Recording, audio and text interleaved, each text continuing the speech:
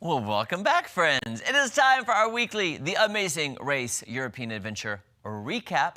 Now, earlier, maybe yesterday, or maybe today, Charlie, I don't know, I've lost all track of time. I was saying, Charlie, I'm still bored, but you said you actually enjoyed this episode. I thought this was the best episode of the season so far, in all honesty. I feel like there was a lot more happening, a little bit more drama, out there. Can we be honest, though? The bar is pretty low. The bar is pretty low, yes. That is very true, so...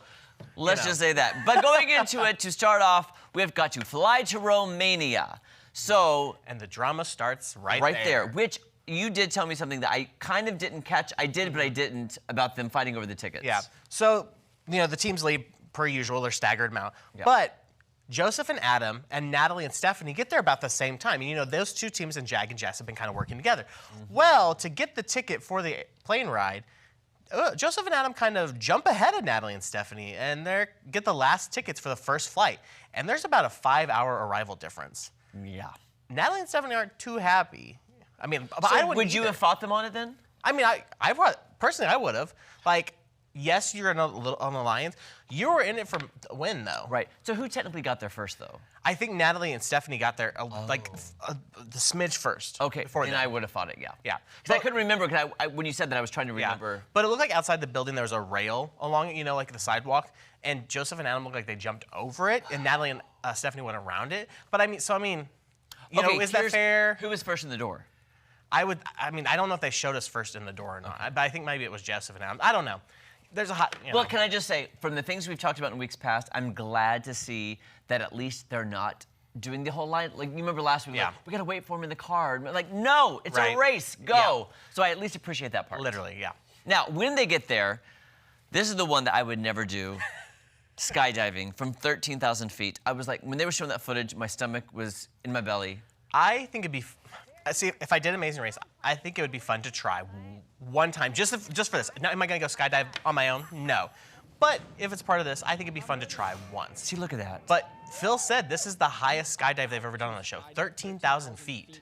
Now, one thing about this one is it's kind of the great equalizer because everybody has to wait until the next morning to skydive, but they Right. draw numbers. So even though the last groups left 5 hours later, they all get to kind of Yes. leave at the same time the next morning, just a little more staggered.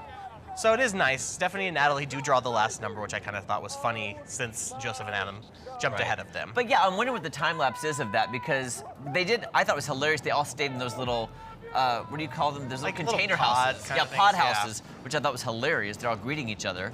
But then it couldn't have taken that much time. Between like the flights? The flights. I heard one of them say later on in the episode there was 15 minutes between each Okay. plane. So not too terrible, Not terrible at all. No. But then after that, I thought the next one was fun. Okay. For their next clue, they had to go over to the sheep farm right next door, corral and move 5 marked sheep from this flock. Did you like that one? I mean, I did. I mean, I love animals. But I thought it was funny, too, how they were trying to get into the smaller one, but they kept getting into the big one, and they were Yeah. getting out, and Well, again, I don't know how to herd them. I thought it was so funny. I didn't expect it when the sheep started jumping over the fence. Yes. After Oh. they had them in there. I'm like... Charlie, think about this. When you can't go to sleep, you have to count To count the sheep. sheep, yeah. Yeah, they're jumping over the fence. So Right. And also just a small thing. Chelsea was talking to him, and I thought that was so kind of cute and funny. I probably would have done the same. Like, I'll come be- on, little I'd sheep. have been naming them, and then She named him. I think she named Yes. him. She was like, your name's this, your name's that. It was really cute. I did enjoy that. So then they have to assemble a pontoon and then paddle out for their next clue, which to me, I love the DIY aspect. I would have Yeah. loved to put that together and then paddling, which seemed, that'd be pretty balanced, or they could. Right. Well, and putting the pontoon together didn't look too challenging. No, It not was like the more, other one. Yeah, it was more the balance. I was like, Yes. I would have fallen in that water. I would have been like, I would have been wet the rest of the day. Yeah.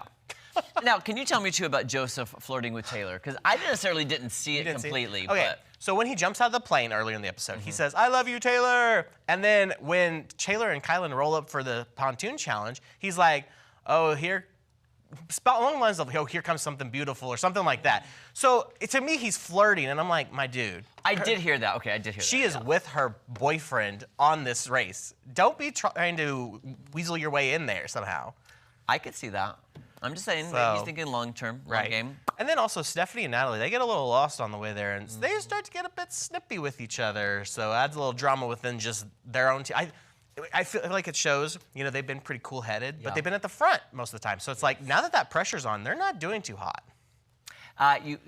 shows you fight or flight. Crack under pressure, Yeah. you handle it really well. And obviously, they're not handling it the best as of right now. Right. But then we're going on to the next challenge, which is either build bricks or make a mask. Am I saying that right? Yep. Like the mud mask. I mean the mud bricks. This was an interest.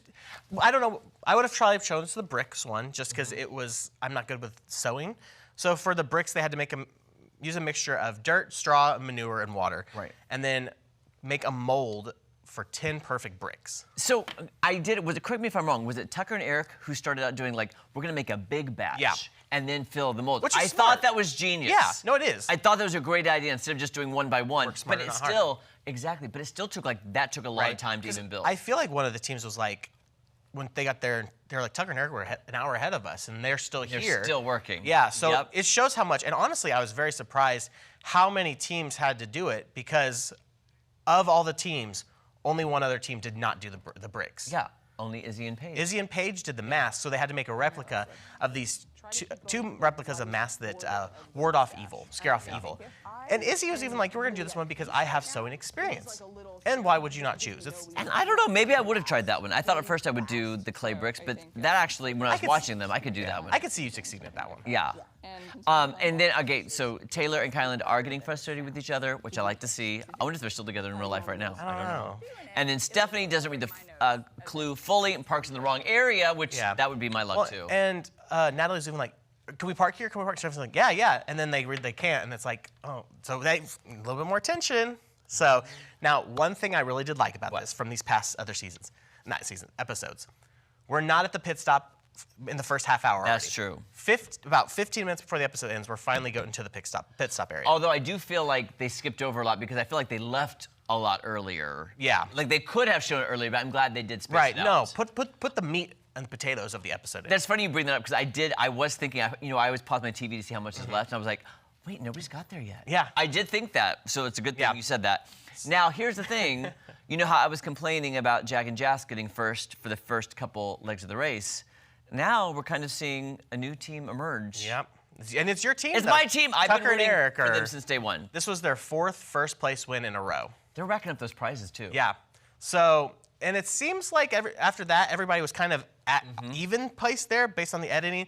I did think it was funny when they got there. Joseph, Adam, Taylor, and Kyland chased Phil around because they smelled Love like that. manure. And Love you know, that. I didn't blame Phil. He was running around. I loved seeing Phil doing something besides being a host. To me, that was very real of him just like running, like, stay off me. I would have done the same thing. Exactly. Yeah. But unfortunately, in the end, Stephanie and Natalie do come in last. I do think Adam and Joseph kind of are the catalyst that pushed it over. But I think it was a good episode. And, by the way, Jag and Jess have to use their express pass by the end of the next leg, so I think they are going to use it next episode. Yeah. So I wonder if that'll propel them ahead of Tucker and Eric. That's true. We'll find out. So we'll find out. But hey, another new episode of The Amazing Race airs tomorrow night on CBS.